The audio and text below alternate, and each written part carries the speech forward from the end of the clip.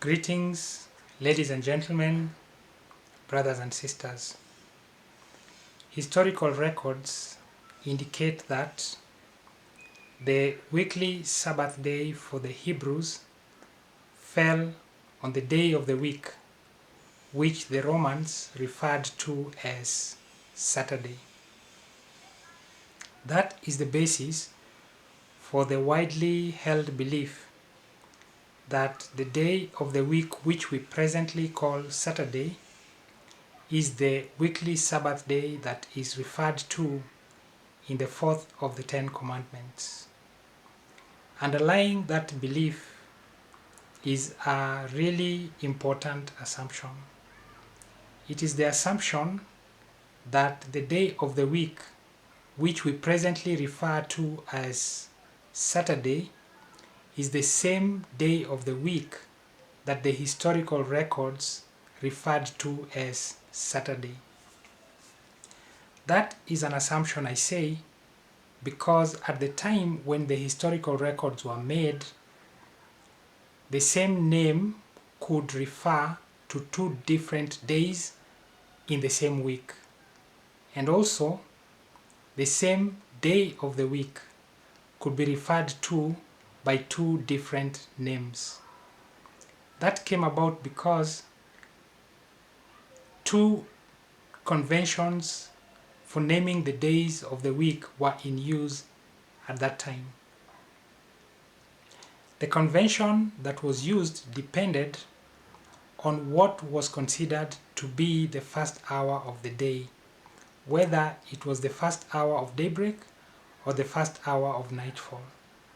So for example, the day called Saturday under the daybreak naming convention would have been called Wednesday under the nightfall naming convention, and the day called Wednesday under the daybreak naming convention would have been called Sunday under the nightfall naming convention.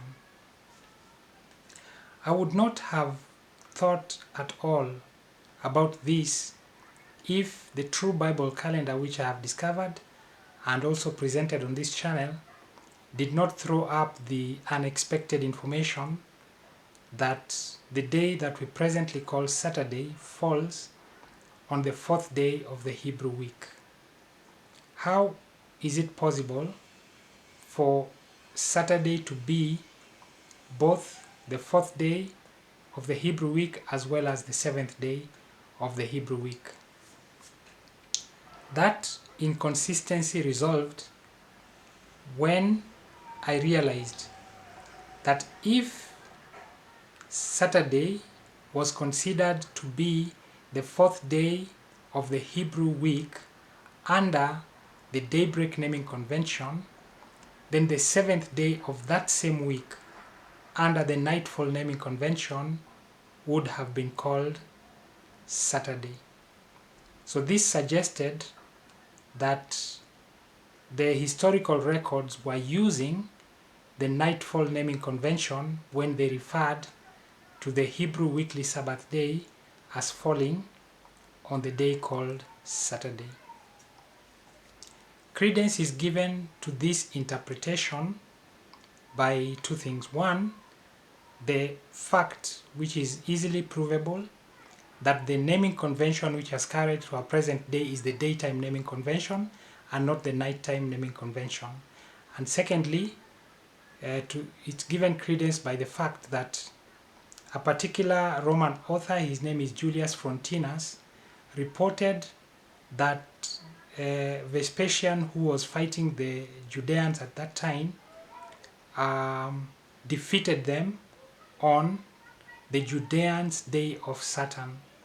That's, or to put it another way, the Jews' day of Saturn. And he would only refer to the day Saturday as the Jews' day of Saturn if he was if there existed a different day of Saturn that was not of the Jews.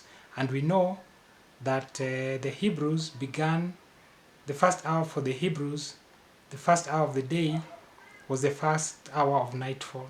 So that if it was the Jews' day of Saturn, it would be the day of Saturn under the Nightfall naming convention. So the day that is referred to as Saturday under the Nightfall naming convention would be referred to under the daybreak naming convention as Tuesday, and therefore the true weekly Sabbath day that is referred to in the fourth of the Ten Commandments falls on the day of the week which we presently call Tuesday.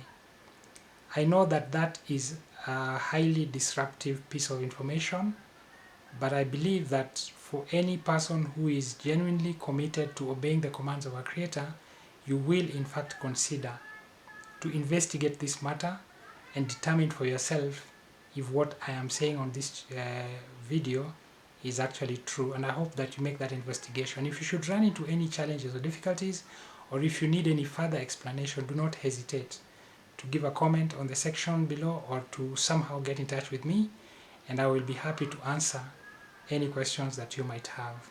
Have yourself a great day. Bye bye.